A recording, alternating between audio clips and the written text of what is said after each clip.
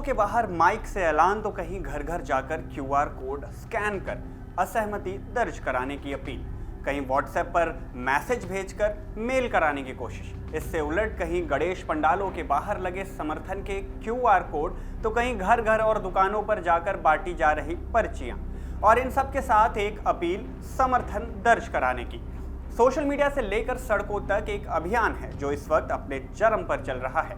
अभियान एक ऐसे समर्थन और विरोध को लेकर बहुमत जुटाने का। ये समर्थन और विरोध मांग करता है सरकार के एक बिल के लिए जिसका नाम है वक्फ संशोधन बिल। मांग क्या है? मांग इस पर सहमति और असहमति की है।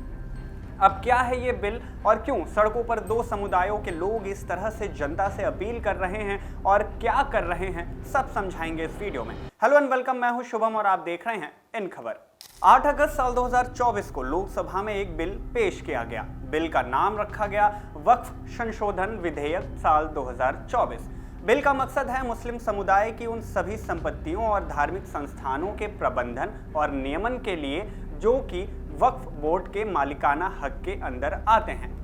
इस एक्ट की जो मुख्य बात है या मुख्य उद्देश्य है वो वक्फ संपत्तियों का सही से संरक्षण और प्रबंधन करना है ताकि धार्मिक और चैरिटेबल उद्देश्यों के लिए ही इन संपत्तियों का इस्तेमाल हो सके और सही से हो सके।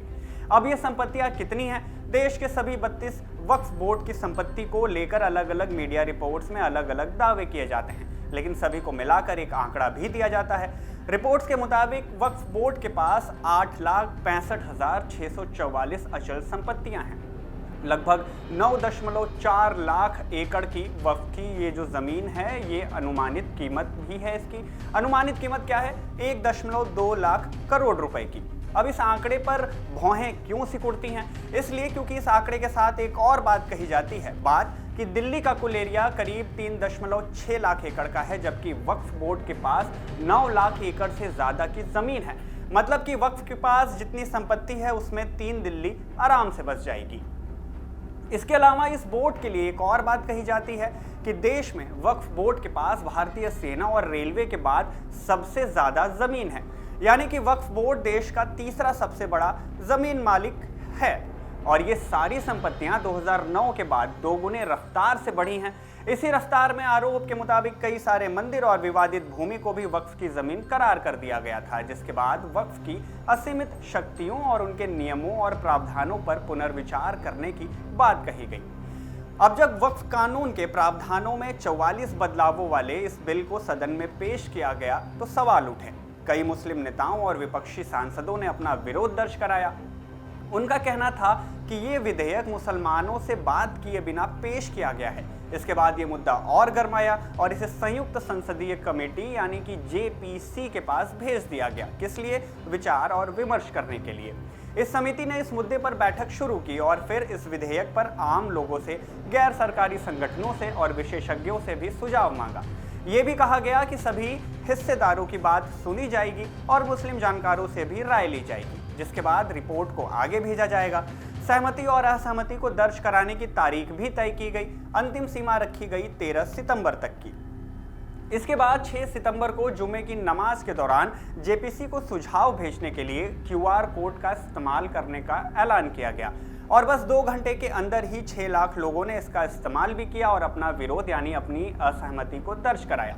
इस दौरान सोशल मीडिया पर कई वीडियो को भी देखा गया जहां कोई मस्जिद के बाहर लोगों से अपील कर रहा है तो कहीं पर्चियां बांटकर, कोई व्हाट्सएप पर लिंक भेजकर तरह तरह से लोगों से इस बिल पर असहमति दर्ज कराने की अपील कही जा रही है। All India Muslim personal law board के मुताबिक 11 सितंबर साल 2024 की दोपहर 1 बजे तक जेपीसी को 82,70,271 मेल भेजे जा चुके हैं और सभी असहमति के हैं और उम्मीद भी जताई। उम्मीद क्या? उम्मीद ये कि 13 सितंबर जो कि विधेयक पर सार्वजनिक सुझावों को देने की अंतिम तारीख है, तब तक इन सुझावों की कुल संख्या 1 करोड़ से भी ज्यादा हो जाएगी। इधर मुस्लिम समुदायों के इस अपील और सोशल मीडिया पर चलते कैंपेनिंग के जवाब के तौर पर हिंदू संगठन और कुछ लोगों के साथ कुछ संस्थाओं ने भी एक पहल शुरू की। पहल क्या? पहल इस वक्फ बिल को सहमति देने की। इसके लिए बाकायदा पर्चे बांटे गए, मंदिरों और गणेश पूजा पंडालों के बाहर बाकायदा क्यूआर कोड लगाए गए और वीडियो जारी कर लोगों से अपील की गई कि जल्द से जल्द लोग इस बिल पर अपनी सहमति को दर्ज कराएं। इसी अभियान के तहत गोधरा के गणेश पंडालों में लगे बैनर फिलहाल काफी चर्चा में हैं। क्यूआर कोड स्कैन करके वक्फ संशोधन बिल के समर्थन में हिंदू संगठनों से अपील की गई और हिंदू संगठनों ने लोगों से भी अपील की कि वो इस मुहिम में साथ दें और जो भी लोग इस बिल का विरोध कर रहे हैं उसके उलट वो इस बिल पर अपनी सहमति दें। विश्व हिंदू परिषद समेत कई हिंदू संगठन गोधरा के गणेश पंडालों में इसी मकसद से बिल के क्यूआर कोड को लगाए हैं और लोगों से अपील की कि इसे स्कैन करके अपनी सहमति को दर्ज कराएं। अब इस जवाबी कार्रवाई के पीछे एक वजह है देश से फरार कट्टरपंथी जाकिर नाइक की एक वीडियो। दरअसल जाकिर नाइक ने रविवार यानी 8 सितंबर को अपने सोशल मीडिया पोस्ट में लिखा कि भारतीय वक्फ संपत्तियों को बचाएं, वक्फ संशोधन विधेयक को अस्वीकार करें।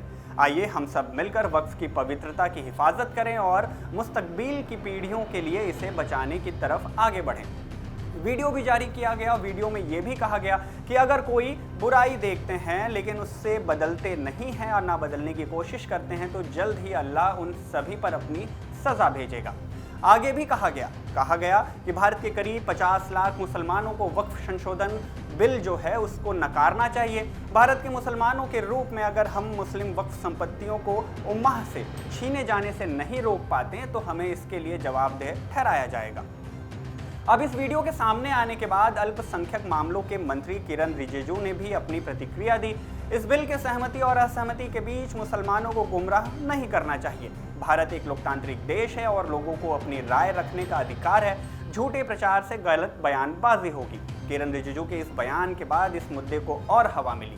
खैर, इस बिल पर दोनों समुदायों की तरफ से सहमति और असहमति का ये जो अभियान है ये तेजी से चल रहा है। इन सभी सुझावों को जेपीसी देखेगी और फिर अपनी रिपोर्ट बनाकर पेश करेगी, जिसके बाद कुछ ठोस फैसले लिए जाएंगे। खैर, इस पूरे मामले पर आप क्या राय रखते हैं कमेंट करके हमें ज़रूर बताएं। वीडियो में दी गई जानकारी अगर आपको पसंद आई तो इसे लाइक करें, शेयर करें और देश दुनिया की ऐसी तमाम बड़ी खबरों में बने रहने के लिए इन खबर को सब्सक्राइब ज़रूर कर लें।